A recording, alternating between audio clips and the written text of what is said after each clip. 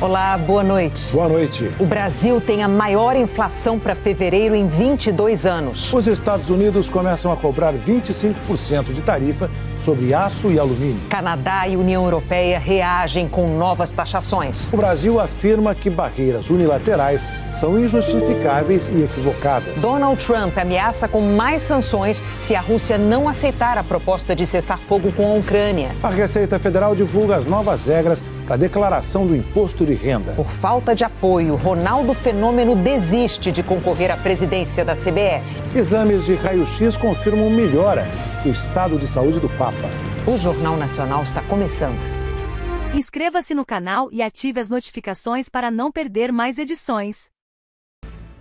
O IBGE divulgou hoje a inflação oficial de fevereiro. Foi a maior alta para o mês em 22 anos.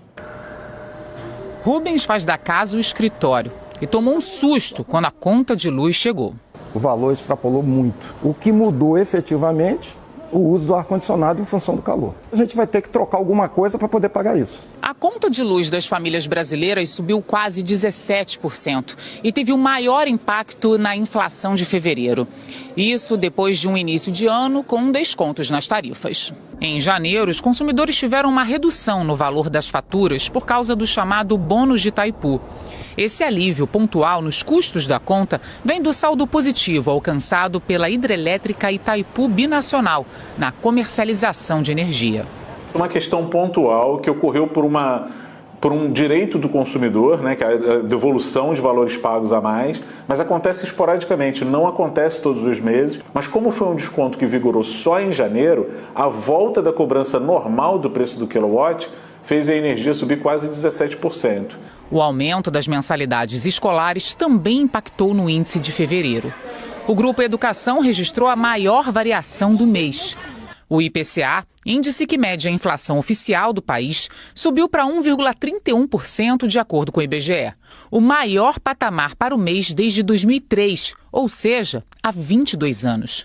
Já no acumulado em 12 meses, a inflação passou dos 5% pela primeira vez desde setembro de 2023, superando mais uma vez o teto da meta do Banco Central, que é de 4,5% ao ano.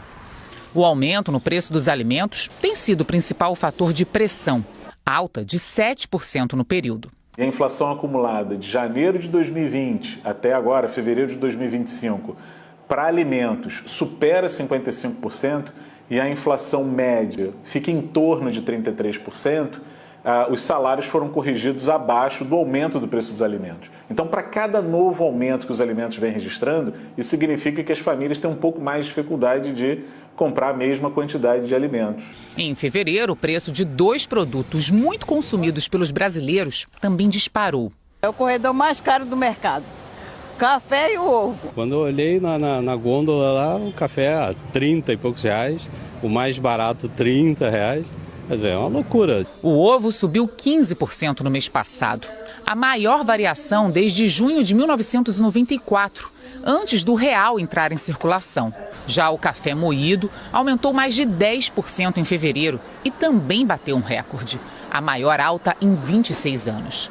O preço do café está subindo todos os meses desde janeiro do ano passado. Nós atravessamos pelo Laninha, né? O Laninha alterou o clima, não trazendo muitas chuvas. E isso prejudicou muito a safra do café num ano em que se esperava uma safra muito boa. O ovo é um produto que sofreu muito com variação climática. E existem problemas também de oferta no mundo, né? Os Estados Unidos está passando por uma gripe aviária, restrição de oferta.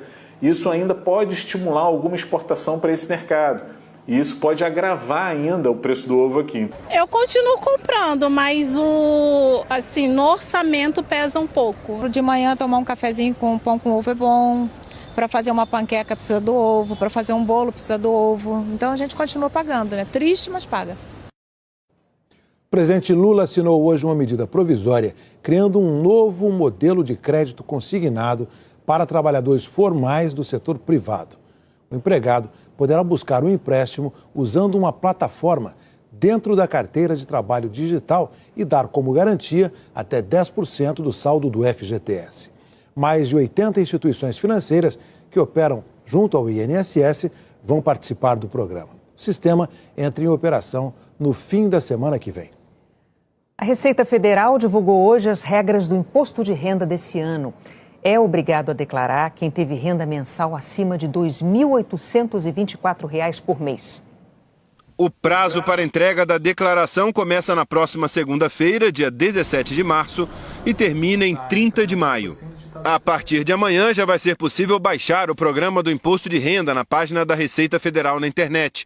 A declaração pré-preenchida, que traz dados do ano anterior e facilita o preenchimento, vai estar disponível a partir do dia 1º de abril. Esse ano, a versão pré-preenchida foi atualizada e permitirá a declaração online, sem precisar baixar um programa. É obrigado a declarar o imposto de renda quem recebeu, no ano passado, mais de R$ 33.888 em rendimentos tributáveis, incluindo 13º e outras rendas, como aluguel.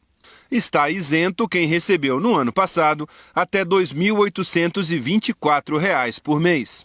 A expectativa do governo é que 46 milhões de pessoas façam a declaração de imposto de renda este ano e que mais da metade escolha a declaração pré-preenchida. A Receita Federal faz um alerta. Independentemente do modelo escolhido, o contribuinte tem que comprovar todas as informações apresentadas. A pré-preenchida é: a gente pega as informações que recebemos de você e passamos para que você decida se vale a pena utilizá-la ou não. Ninguém é obrigado a utilizar a pré-preenchida e só deve se utilizar a pré-preenchida se você tem aquelas informações mesmo. Não é porque a informação está na pré-preenchida que ela está certa. Você precisa ter os comprovantes, você precisa ter uma forma de comprovar aquilo ali. Primeiro, você junta os seus comprovantes. Se aparecer na pré-preenchida alguma coisa que você não tem como comprovar, é melhor você tirar. Se você tem algo a comprovar que não está na pré-preenchida, é melhor você inserir. Ou seja, a declaração pré-preenchida, a declaração que você vai entregar tem que ser respaldada por documentos. O primeiro lote de restituição será pago no último dia de entrega, 30 de maio, e o último lote no dia 30 de setembro. A guerra comercial deflagrada pelos Estados Unidos ganhou uma nova dimensão. Depois de impor tarifas à China, Canadá e México, o governo americano começou hoje a sobretaxar todos os países. Não ficou sem resposta. Desta vez, Donald Trump mirou no mundo todo. Entraram em vigor as tarifas de 25% a todo o aço e alumínio importados pelos Estados Unidos. Nenhum país está isento. Um dos maiores parceiros e vizinho, o Canadá, anunciou que vai retaliar com tarifas sobre 20 bilhões de dólares em importações. Além do aço e alumínio americanos, o governo canadense vai taxar em 25% uma série de produtos que vão desde computadores a panelas e equipamentos esportivos. As tarifas do Canadá entram em vigor amanhã. A ministra das Relações Exteriores deu um recado para canadenses e americanos. Não é o Canadá que está aumentando o preço do supermercado e da gasolina e dos materiais de construção, ou colocando seus empregos em risco. São as tarifas do presidente Trump. Trump's tariffs against you are causing that. A União Europeia também decidiu revidar. Anunciou que vai impor taxas sobre 28 bilhões de dólares de importações. Serão 2 levas de tarifas em abril. A primeira para o setor de aço e alumínio e também para produtos como uísque, motocicletas, eletrodomésticos e até suco de laranja. As taxas variam de 10% a 50%. A segunda leva mira na carne, alimentos no geral, roupas e produtos específicos, como fio dental, chiclete e diamantes. A presidente da Comissão Europeia, Ursula von der Leyen, lamentou. Tarifas são ruins para os negócios e piores para os consumidores. Elas trazem incerteza para a economia, colocam empregos em jogo e preços em alta. Ninguém precisa disso. O primeiro-ministro da Alemanha, Olaf Scholz, chamou as tarifas de Trump de erro. O Reino Unido tenta negociar um acordo com os Estados Unidos e, por enquanto, não vai contra-atacar. Mas o primeiro-ministro britânico, Keir Starmer, se disse decepcionado e afirmou que todas as opções estão na mesa. A presidente mexicana, Claudia Sheinbaum, que na semana passada conseguiu atrasar por mais um mês outras tarifas de Trump, disse que seu governo tem um plano, mas preferiu esperar até o início de abril. O governo do Japão declarou que é lamentável que o país não tenha recebido uma isenção de Trump. A China já tinha imposto tarifas sobre produtos agrícolas dos Estados Unidos, como resposta ao aumento das tarifas americanas de 10% para 20% sobre todos os produtos chineses. Por causa dessas taxas, o aço e o alumínio chineses serão taxados a mais do que os de outros países, em 45%.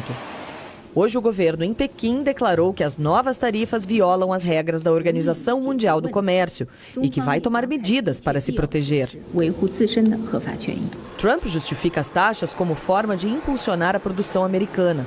No primeiro mandato, ele aplicou tarifas parecidas, o que beneficiou os setores de aço e alumínio, mas aumentou os custos para outras indústrias que dependem dessas matérias-primas. Os Estados Unidos importam 25% de todo o aço que usam e 50% do alumínio. Hoje os americanos tiveram uma boa notícia. A inflação do país em fevereiro desacelerou mais do que o esperado, por causa de uma queda nos preços dos combustíveis e nos custos do transporte aéreo. O acumulado dos últimos 12 meses ficou em 2,8%. Mas os economistas americanos temem que a guerra comercial iniciada por Trump prejudique o crescimento e aumente os preços dos produtos aqui nos próximos meses. Uma pesquisa de opinião feita pelo Instituto Ipsos apontou que 41% dos americanos acreditam que as políticas econômicas de Trump vão compensar no longo prazo. Ao mesmo tempo, 70% acreditam que as tarifas do presidente vão aumentar os preços dos alimentos e outros produtos do dia a dia. Por enquanto, o presidente americano comemora. Hoje, ao lado do primeiro-ministro da Irlanda na Casa Branca, Trump celebrou os números da inflação. O governo brasileiro classificou a taxação americana como injustificável e equivocada e afirmou que a hora é de negociar. A barreira imposta pelo governo Trump atinge duramente o Brasil, o segundo maior fornecedor de aço para os Estados Unidos. No ano passado, as compras americanas de aço e alumínio chegaram a 3 bilhões e 200 milhões de dólares. O Instituto de Pesquisa Econômica Aplicada estimou o impacto para o setor. A tarifa de 25% sobre a importação de aço e alumínio para os Estados Unidos pode gerar uma perda equivalente a 1,5 bilhão de dólares. Equipes técnicas dos dois países mantêm um canal de negociação. Aqui no Brasil, setores atingidos têm levado ao governo propostas de defesa comercial nessa nova dinâmica com o aumento das taxas pelos Estados Unidos. Um dos pedidos é sobretaxar as importações de aço de outros países como a China, para proteger a indústria brasileira. Pela manhã, o ministro da Fazenda, Fernando Haddad, se reuniu com representantes do setor. Haddad assegurou que as negociações ainda estão em curso e que não é hora de retaliar. Nós estamos já começando a estudar propostas do setor, que tem toda a legitimidade de trazer propostas para nós. Eles estão imaginando formas de negociar com argumentos muito consistentes, de que os Estados Unidos só têm a perder. O presidente Lula falou, muita calma nessa hora. Nós já negociamos outras vezes em condições até muito mais desfavoráveis do que essa. Nós vamos levar à consideração do governo americano que há um equívoco de diagnóstico. O Instituto Aço Brasil disse que mantém a expectativa de que seja possível prosseguir com as negociações para restabelecer as bases do sistema de importação construído no primeiro governo de Donald Trump com o Brasil, em 2018. Esse acordo atendeu perfeitamente ao que seria o desejo das duas indústrias. Basta dizer que o ano passado eles importaram 6 milhões de toneladas. Então, da noite para o dia, eles não vão deixar de ter essa necessidade. A necessidade continua, né, e razão pela qual nós acreditamos que a gente possa reproduzir aquilo que fizemos em 2018. Até hoje, parte das importações de aço brasileiras eram isentas de imposto nos Estados Unidos. Os produtos só eram taxados se as importações ultrapassassem cotas estabelecidas no acordo entre os dois países. Em entrevista à Globo News, o ex-diretor-geral da Organização Mundial do Comércio, Roberto Azevedo, ressaltou que o empresário brasileiro tem de estar preparado para diversificar as vendas. Alguns mercados podem se fechar, outros podem se abrir a qualquer momento.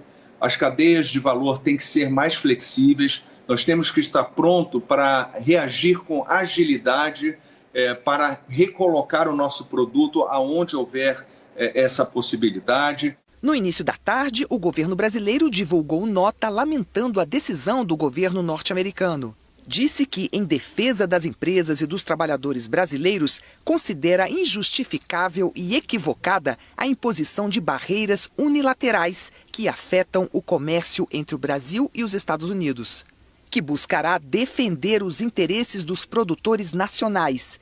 E concluiu dizendo que avaliará todas as possibilidades de ação, inclusive junto à Organização Mundial do Comércio. Nós defendemos multilateralismo, nós defendemos complementação econômica e a OMC existe para isso, para estabelecer regras que devem ser regras gerais para todos.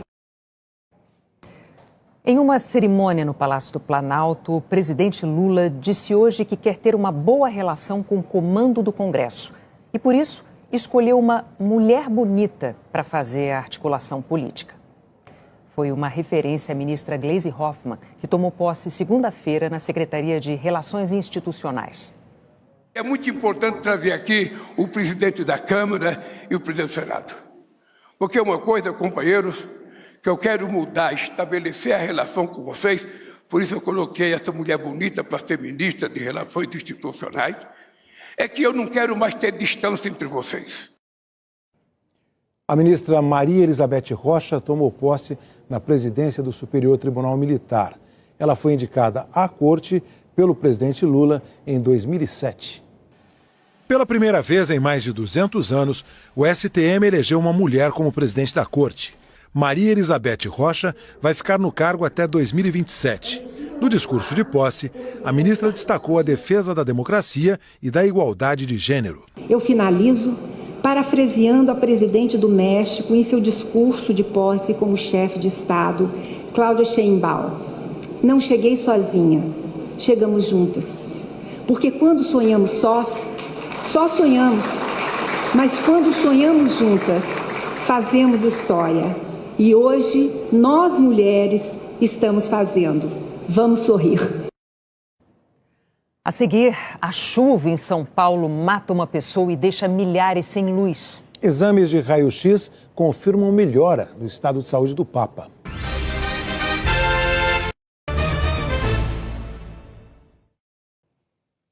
O presidente americano Donald Trump ameaçou hoje impor mais sanções financeiras contra a Rússia se Vladimir Putin não aceitar a proposta de cessar-fogo com a Ucrânia. A bola está no lado deles. A frase sobre a Rússia está sendo dita desde ontem por autoridades na Europa e nos Estados Unidos. Uma referência ao fato de que a Ucrânia aceitou a proposta de cessar-fogo apresentada pelos americanos. A proposta prevê cessar-fogo total por 30 dias, a libertação de prisioneiros de guerra e o retorno de milhares de crianças ucranianas sequestradas pela Rússia. Falta a resposta da Rússia. O secretário de Estado americano, Marco Rubio, disse que um não pode dizer muito sobre os reais objetivos russos. Desde que assumiu, o presidente americano Donald Trump tem procurado se reaproximar do russo Vladimir Putin. Trump até se envolveu numa discussão com o presidente ucraniano. Ele acusava Volodymyr Zelensky de não querer encerrar a guerra. Hoje, Trump mudou o foco da pressão. Afirmou que tem recebido sinais positivos dos russos e que uma comitiva partiu para Moscou para negociar. Mas acrescentou que pode aplicar sanções financeiras devastadoras para a Rússia se Putin optar por continuar a guerra. Putin já descartou repetidamente uma pausa na guerra. Segundo ele, isso só beneficiaria a Ucrânia, que poderia se rearmar. O momento é delicado para a Ucrânia. Somando a Crimeia, anexada ilegalmente em 2014, e outras 4 regiões tomadas nesses 3 anos de guerra, a Rússia controla atualmente 1/5 do território ucraniano. E o chefe do Estado-Maior russo afirmou hoje que as tropas ucranianas na região russa de Kursk estão cercadas. Disse isso ao lado de Vladimir Putin, que visitou a região pela primeira vez desde a ofensiva ucraniana em agosto. Sem mencionar a proposta de cessar-fogo, Putin afirmou que vai tratar os soldados ucranianos como terroristas. A Ucrânia pretendia manter o controle de Kursk para depois trocar a região pelas áreas que a Rússia invadiu. O secretário-geral das Nações Unidas disse esperar que o cessar-fogo se materialize e abra caminho para a paz, uma paz justa. Ao falar em paz justa, Antônio Guterres indicou que espera respeito não só aos direitos humanos, mas também ao direito à soberania. A União Europeia e os Estados Unidos voltaram a cobrar o fim da violência na Síria, depois que forças do governo assassinaram integrantes da minoria alauíta. As conquistas de uma vida viraram cinzas. Essa é a casa onde vivia Abu Ali. O sírio, de 54 anos, fugiu do local com os outros 6 familiares na semana passada. O que eu vou fazer da vida agora? Eles queimaram toda a minha casa e a minha loja, que eu dependo para me manter, ele disse. Outras casas e lojas também foram destruídas. Nessa região moram muitos integrantes da minoria alauíta. Eles afirmam que estão sendo alvo de limpeza étnica promovida pelos radicais de vertente sunita que tomaram o poder em dezembro do ano passado, depois da queda do ditador Bashar al-Assad. Segundo o Observatório dos Direitos Humanos da Síria, grupos armados alinhados ao governo foram os principais responsáveis pela onda de violência, que começou na quinta-feira passada e que deixou mais de 1.200 civis mortos, a grande maioria alauítas. A União Europeia voltou a falar sobre a situação. Diz que está profundamente alarmada, que condena, em termos firmes, os crimes horríveis cometidos contra civis. Lembrou que recentemente suspendeu algumas sanções que eram impostas à Síria e que vai continuar monitorando a situação no país. O governo dos Estados Unidos diz que vai acompanhar quais decisões serão tomadas pelo presidente interino da Síria, Ahmed al-Sharaa. Ele que prometeu punir os responsáveis, incluindo seus próprios aliados, caso seja necessário. A polícia da Argentina entrou em choque com manifestantes em Buenos Aires. Aposentados protestavam em frente ao Congresso contra medidas de austeridade do presidente Javier Milei. Integrantes de torcidas organizadas de clubes de futebol se juntaram ao protesto e houve confrontos. O centro da capital e a Praça de Maio foram interditados. A polícia prendeu 30 pessoas. Radiografias mostraram uma evolução positiva no quadro de saúde do Papa Francisco. Não há uma hipótese precisa sobre a volta do Papa à Casa Santa Marta. Internado há 27 dias no Hospital Gemelli, em Roma, Francisco permanece estável na complexidade do quadro geral. O boletim desta noite informou também que a radiografia do tórax feita ontem confirmou a melhora dos últimos dias. O Papa continua recebendo oxigênio de alto fluxo de dia e máscara mecânica não invasiva durante o sono noturno.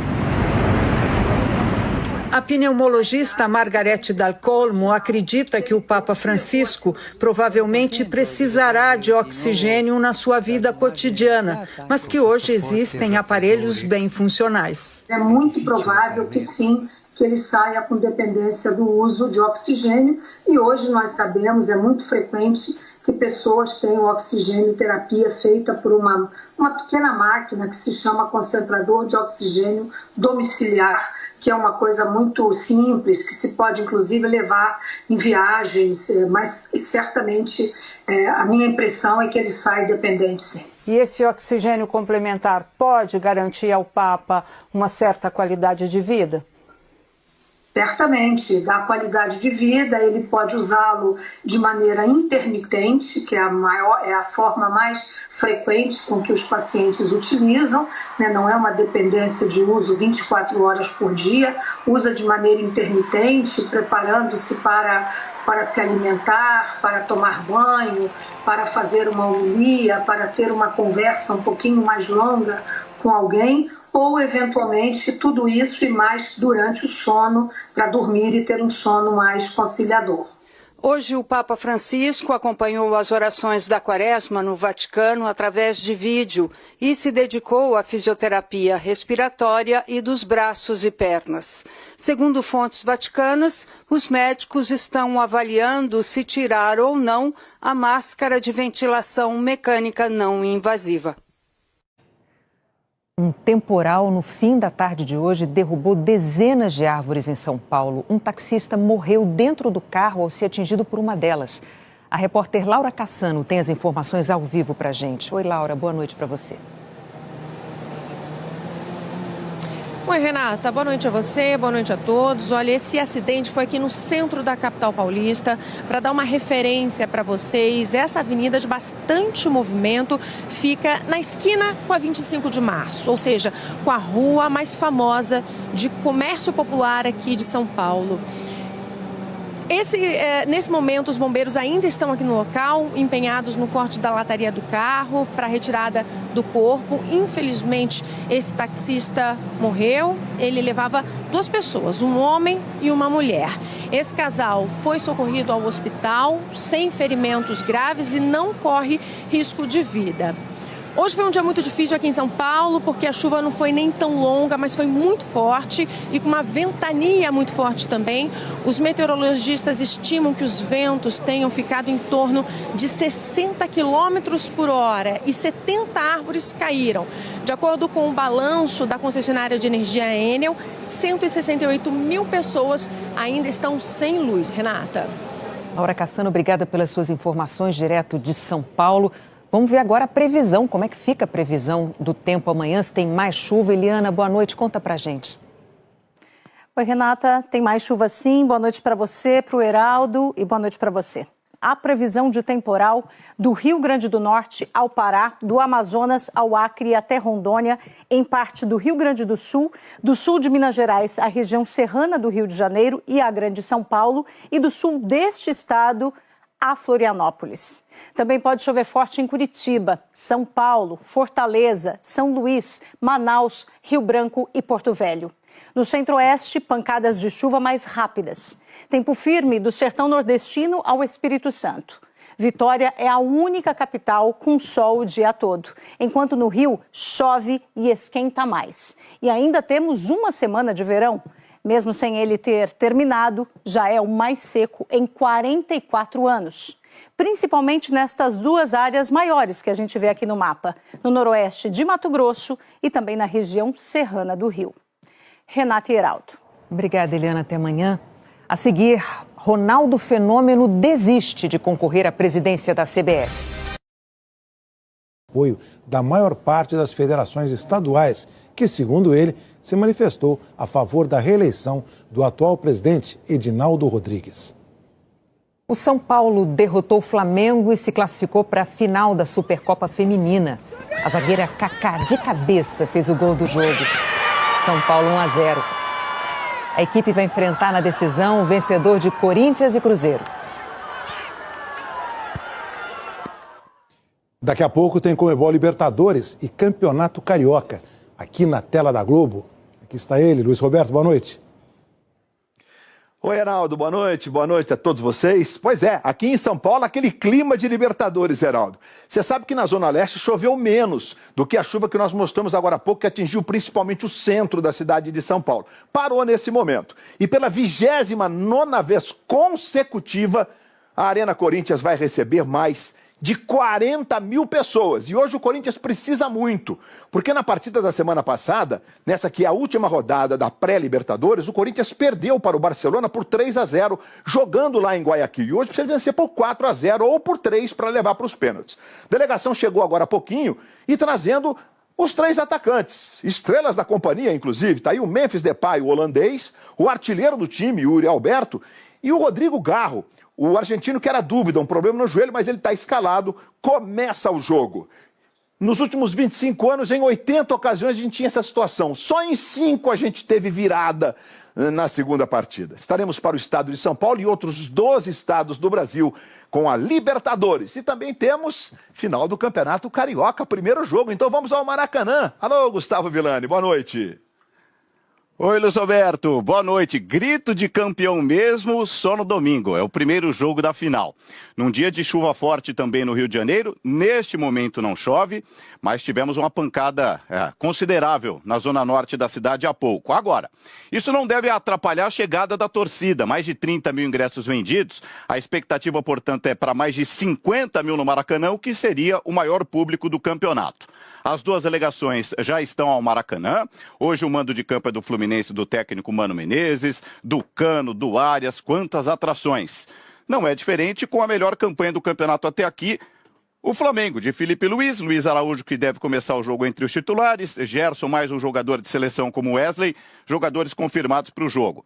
Bom, será o campeão quem fizer mais pontos, saldo de gols ao final da decisão de 180 minutos. A Globo transmite o Fla-Flu para o Rio de Janeiro, Distrito Federal, mais 12 estados, depois de Mania de Você.